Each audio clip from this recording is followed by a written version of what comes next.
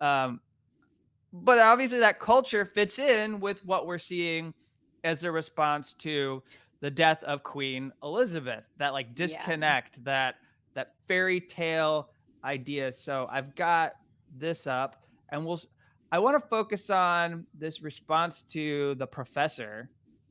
Oh yeah, that was wild. Yeah. Ugh. So Yeah. she is a professor at Carnegie Mellon, right?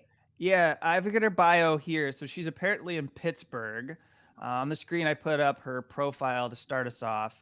It says she works on linguistics. She's an anti-racist feminist. She says what she's doing. So she's probably in the multicultural center at Carnegie Mellon, or does something. People could think Related. generally humanities studies if they wanted.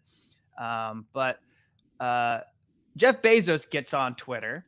And by the way, I didn't know Jeff Bezos had a Twitter account, Neither did I. Like, when did that happen? but he's got 5 million people following his account. And I don't Okay. know when it happened, but he's actually on Twitter. And I didn't know that if we wanted to, we could shit post Jeff Bezos at our own risk, apparently. But like we could call attention to him. So like now, if I talk about the Amazon Union, I'm going to have to tag Jeff Bezos every time I do it.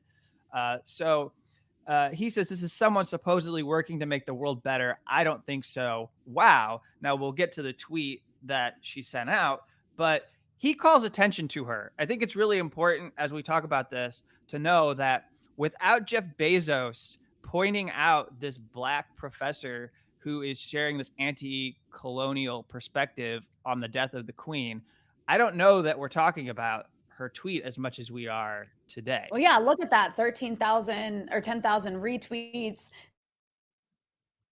Yeah, I Uh, got 72,000 likes. Your internet cut out for just a second, so I'm just kind of oh, like, can you hear me? Oh, 72,000 likes. yes. I said that's what I was Yeah. saying. Yeah. Sorry about that. And then so here, I just grabbed it because it was deleted. Twitter said we're gonna remove it, and what Uju Anya said was, "I heard the chief monarch of a thieving, raping, genocidal empire is finally dying. May her pain be excruciating." And that was in the morning before they had actually pronounced her dead. And then Twitter removed it for violating the Twitter rules, which I would assume Twitter would argue No, that you're not allowed to call someone's death excruciating. no, they removed it because Jeff Bezos called attention to it. Right, right, of course, but I'm saying I imagine if you were, Yeah. like, asking Twitter, "Well, what rules did it violate?" They would probably say, "You can't, like, wish pain upon people," or something like that. And Uju came back with, after it was removed, I believe, if anyone expects me to express anything but disdain for the monarch who supervised a government that sponsored the genocide that massacred and displaced half my family, and the consequences of which those alive today are still trying to overcome, you can keep wishing upon a star. She's Nigerian, so she knows about the She knows what's up. exploitation. Yeah, she Yeah. knows what's up. And then we have this is an Igbo. I'm not going to try to read it because I'll butcher it. And it's an Igbo insult. That's from Nigeria. And then she says, "May everyone you and your merciless greed have harmed in this world remember you as fondly as I remember my colonizers," which many people took to be directed at Jeff Bezos himself. We wouldn't disagree with anything in these tweets. Like, No, not at all. and I wasn't ready to really have like a strong, I'm not come back to this, but I wasn't ready to have a strong opinion on the death of Queen Elizabeth until I saw the response of what we'll call Same. white colonizers to And then I was like, all right, I'm going out there. I'm telling people, Yep. yeah, the Queen is dead. And because she was 96. And I have a very non-political viewpoint on people who live to that age, rich or poor. I like you lived a long life. I have people in my family who have been blessed to live that long. And I don't really I don't grieve or have a lot of sadness when they die, because it's kind of like, how great is it that you lived nearly a You got to live century? till you were yeah, you got to live till 96. In fact, I was thinking like, wow, man, even like one of the wealthiest people in the world only lived to 96. Like, what does that mean for me? I'm not gonna live to 96. That's what I got. I got like all sad. All right. So just to show you that Twitter hasn't applied their policy fairly, and that it is because Jeff Bezos has pointed this black professor out, or this Nigerian professor out, because I think there's actually an even like higher level of racism happening on where we Mhm. are oppressing the global South voices and not just somebody who's a Black American. But you have this person who I don't isn't really a significant of an account. They only have like 500 followers, but this snorting East race who isn't trying to be a serious account tweeted, "It's impossible to know the littlest bit of Irish history and not be filled with rage at the genocidaires in Buckingham Palace. So let me say this in no uncertain terms: fuck the Queen, fuck her family, and I hope the crown is melted into scrap." Got Well, quite a lot of tweets, retweets, and shares. And in fact, it is there, and there's no Twitter rules say you violated attached to that tweet. And I'm not saying there should be. I don't want that. I'm just pointing out that Twitter has come down hard on a professor because Jeff Bezos said so. Like said, you're getting in the way of my morning, and I don't like it. And meanwhile, it's not been lost on Nigerians, Kenyans, and Caribbean people that the Irish get to go on saying whatever the fuck they want over the last week, last 24, 48 hours, and Twitter doesn't do anything to their tweets. right. I mean, it definitely makes a big deal. A big, it definitely Jeff Bezos like calling attention to her tweet is why that happened for sure. But it wasn't just him. It was just like the remarks by people, just stupid shit, like trying to say that, oh, but the queen wasn't making policy. Her family, first of all, her family is literally wealthy. They have like billions of dollars as a family because of stolen, looted resources. And Here. that was looted. Oh, wait. Sorry, I did that wrong. That Yeah. was like all of those resources were, yeah, go ahead, read that. Well, as is pictured here, in Elizabeth's crown and scepter are shards of the Star of Africa diamond. The stone was stolen from South Africa in 1905 and is worth $400 million. These fragments alone could cover the cost of higher education for nearly 75,000 South African students. And I put the tweet over it, but what she is just holding these, she's holding these heirlooms or these rich, Stole. yeah, that she stole. And it's not just like that. It's the entire. It's representative of the entire UK. This like these islands. I mean, it's a tiny place. The UK is a tiny place. It's very wealthy because it's subjugated like the entire world with their like vastly advanced navy apparatus, and they're like a very effective colonial governing system that caused like several genocides around the world and just literally the looting of resources. They are rich not because they worked really hard and grew shit where they live, but because they went around the world and stole it, as well as human beings. And it wasn't just the UK. The UK was just the most successful at it and expansive at it. It was all of Europe. Like all of Europe, Europe doesn't grow food the same way that the global South does. That's what imperialism's all about. Imperialism is all about unequal trade. The Yeah. Europeans have nothing to offer. The global South has everything. It is rich in all the resources because of its temperate climate.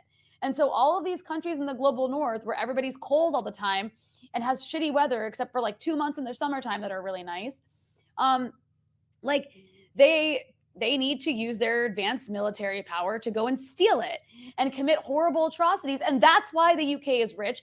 That's why the UK even had an industrial revolution. It was completely financed by money that was gained through looting the third world. And this whole entire family sat on top of that. And they continue to benefit from that. And like they represent all that is wrong, and they totally participated in policy making. Like, yeah, Yep. they're not the ones in charge of governing the UK now, but they are a legacy of all of that. And if you look at her time as queen, she played a role throughout justifying all the atrocities that continue to be committed across Africa, across like Ireland, across all of these places.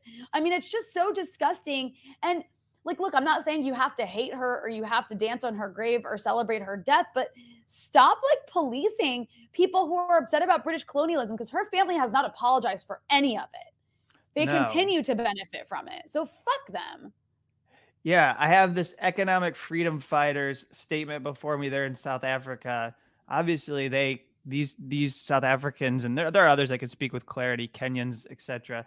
But they had in their statement, during her 70-year reign as queen, She never once acknowledged the atrocities that her family inflicted on native people that Britain invaded across the world. She willingly benefited from the wealth that was attained from the exploitation and murder of millions of people across the world. The British royal family stands on the shoulders of millions of slaves who were shipped away from the continent to serve the interests of racist white capital accumulation, at the center of which lies the British royal family, which is, obviously nothing to argue about there in that statement. Okay, we've got a few minutes left. I've got some tweets to power through and just show that were amusing to me, and I did it wrong again. I apologize. I keep I It's okay. keep I keep erasing Rania from this broadcast. No Um, worries. all right, so this person, Ben Judah, is with the Atlantic Council, and I just thought this represented a nice think tank view. And again, what you were saying, like, I don't really care about your feelings, but here's Ben saying Americans are welcome to shitpost, but they should be warned of intense depths of feelings here. It's hard to explain, but millions feel the Queen is their spiritual grandmother. It's Oh not God. like a dying president, but the passing of the chief saint of a still felt British religion. And Okay. look, I'm gonna say this as like a person who fully recognizes that their ancestors are white settlers who colonized this indigenous land here, but uh, I thought we declared independence from monarchy. So like the idea that we would spend a couple days just like mourning and believing in this fairy tale that exists in the UK still, even though they don't really have any political power, they're just more of like figureheads that get a lot of attention in the mass media. Uh, it's just really bizarre to me. It's very bizarre.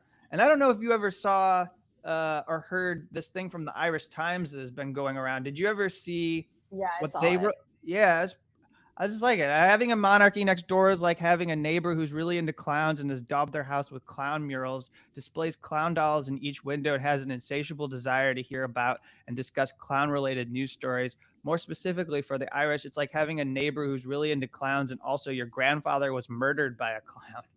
Oh God. Yeah, I read that and I was like laughing about it. And also like that's a pretty good metaphor. Okay, so the next one here is this. This is just we gotta laugh at Andrew Sullivan, who is totally irrelevant at this point. But he said, "I'm trying to write a column and I find myself in tears." Remember he used to be at the Atlantic and now he does his own Substack thing. I fear that everything she exemplified, restraint, duty, grace, reticence, persistence, are disappearing from the world. And then hilariously, he couldn't stand the backlash it was getting, so he deleted the tweet. I mean, it's not gone Is he because even but like is he even British? I don't know. That's a good question. Like I'm just like I don't even like at least if you were British, I could understand like some level of weird monarchy brainwashing that you have. But if he's not British, that tweet is even more like concerning. Yeah. And then this was a good point for Jeff Bezos from a very viral tweet that got so many likes, 170K. If Jeff Nice. Bezos is appalled by Twitter's reaction to the death of Queen Elizabeth, just wait till Jeff Bezos sees Twitter's reaction to the death of Jeff Bezos. Yeah, I saw that one. I was like, hell yeah, that's true. And that person isn't even like a political poster. They are into like the NBA, but it was a great tweet. Then Mhm. Loki, who we've had on this show, had a good clap back to somebody mentioning that when Queen Elizabeth was 41, interracial marriage was still legal in the US. By the way, this is something that pundits like to do in this country that I never understand, to like point out age and just like I don't know. say, like, yeah, this person, when they were 20, everyone was still being lynched in Alabama. It's like Yeah, very we get it. bizarre. We get it. She's quite old. Anyways, Loki says, yeah, and when she was 31, her military had 1.5 million people in a network of concentration camps in Kenya. Yep, that is correct. And then here's Raytheon. This is my example of Oh, I did corporations not weighing see in. this. This is Whoa. this is Raytheon Technologies, who is making out like a bandit with the war in Ukraine, saying, "We mourn the loss of Her Majesty the Queen, a leading world figure, a beacon of light and symbol of democracy. Her role in the United Kingdom and among its allies will shape the future.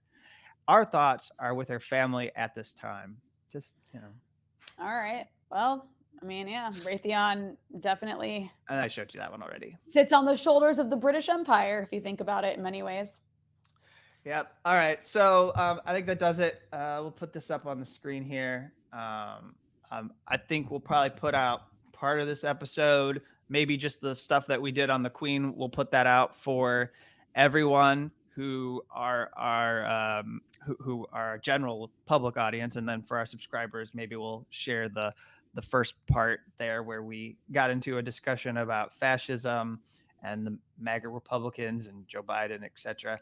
But here is where you go to subscribe. Go to thedissenter.org and you can become a subscriber for $4 a month. I think if you do an annual subscription, there's a discount. And so just go there and you'll be able to access all of the exclusive content and our premium episodes, the full entire episodes. But that does it. Anything you want to sign off, Rania?